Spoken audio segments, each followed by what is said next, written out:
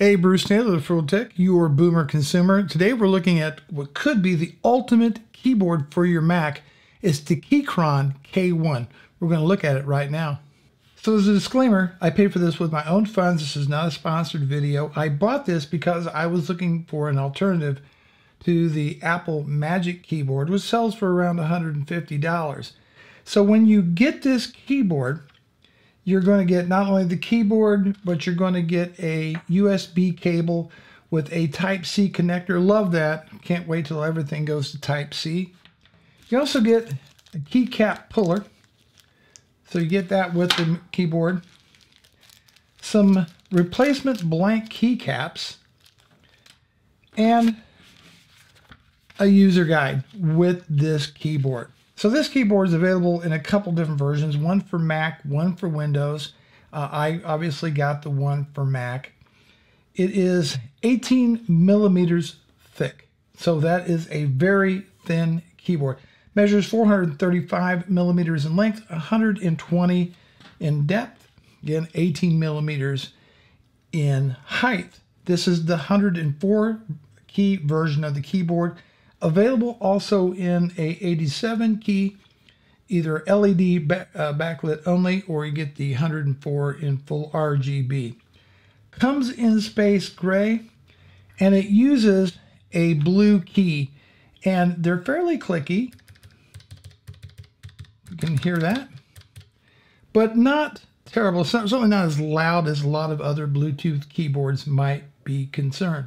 So it's $74 for the LED 87 key keyboard, and this one was $94 for the 104 RGB keyboard. As advertised, there are 19 RGB effects with this keyboard, so go ahead and take a look at this, and you can see some of the different color effects that you get with the RGB lighting on this keyboard.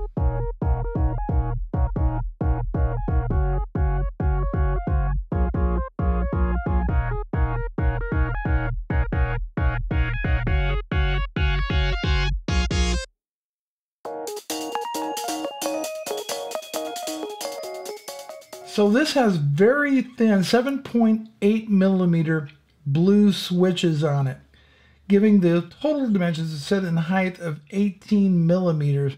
So they're very thin.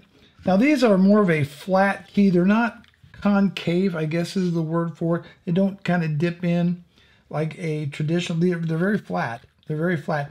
It puts me in mind of the keyboard from the older MacBook Pro, but with a nice mechanical feel to it. And definitely the actuation point on these is really excellent on this keyboard. So not only does this have all your Mac function keys, but it also has 12 multimedia keys and a couple handy features on this keyboard. A built-in screen print button on there, very nice. Keeps you from doing that awkward Shift Command 4 thing. Also a Siri button, pull that up. Now I can't really use that with my Mac Minis. It doesn't have a built-in mic, and I don't know if that would work with a webcam, probably, but I've not tried that. Let's take a look at the back side of the keyboard. There's a couple switches on the back. First, you have your USB-C charge port on here. Now you can run this as wired or wireless. I've been using it wireless.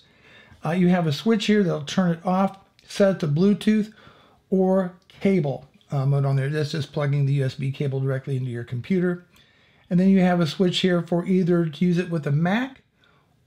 Let me see if we can get this in the frame within the Mac and iOS, or Windows and Android. It's made of aircraft grade aluminum on here. Keys are ABS plastic.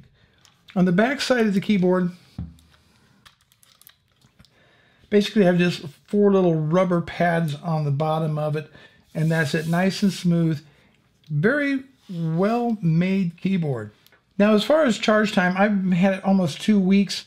Been running on one charge. It took about 2 hours to charge it up, but I'm not a real heavy user of it. I basically just use the Mac when I'm editing a video. According to the manual, you should get somewhere around 10 continuous hours of typing with all RGB lighting. If you turn the lighting off, then you get much, much longer with that. You can, under typical usage, you can probably go a couple weeks without recharging it. Obviously, if you have it on a cable, then that becomes a non-issue. It took 2 hours to charge it up, and and I can confirm that's pretty much what it took on this keyboard. It also uses Bluetooth version 3.0. You can pair up to 3 different devices with this. And as I said, you have a USB-C cable for charging on the keyboard. One of the things that is very handy, especially when you're using this in wireless mode, is that it will power itself down after 10 minutes of non-use. A simple click of a key will turn it back on. There's a blue pairing button up here that will come back on, and that lets you know that you're connected to your Mac or your PC. So aside from what feels to be quality build materials, the aircraft grade aluminum, the nice key travel on here, the somewhat clicky blue keys, even though they're not seriously clicky, all in all, it is not unpleasant. If you're looking for this experience of a larger mechanical keyboard, this is probably not going to be for you. This sits somewhere between a mechanical keyboard and that keyboard. Really, to me, the older MacBook Pro.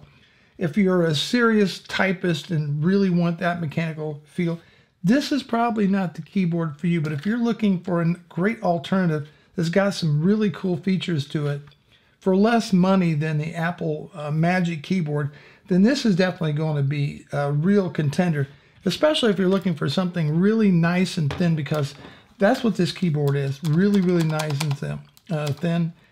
And it's just very unique out there in the marketplace. And I think at the price for $94 for the 104 key keyboard, or $74 for the 87 key keyboard, I don't think you're really going to go wrong with this Keychron K1 mechanical keyboard. I've been using it for a couple weeks, not had any really issues. I did have one weird experience, but I think it was a glitch in the Mac Mini and not this. It just started disconnecting over and over and over again. I rebooted the Mac Mini and then it's been fine ever since. So it was probably just an issue with the Mac Mini. This is it, the Keychron K1 mechanical keyboard, thinnest mechanical keyboard out there, whether you're getting it for Mac or PC. But I looked at it as a substitute for the Apple Magic Keyboard in Space Gray. Really, really nice. Bruce Naylor, see you in the next one.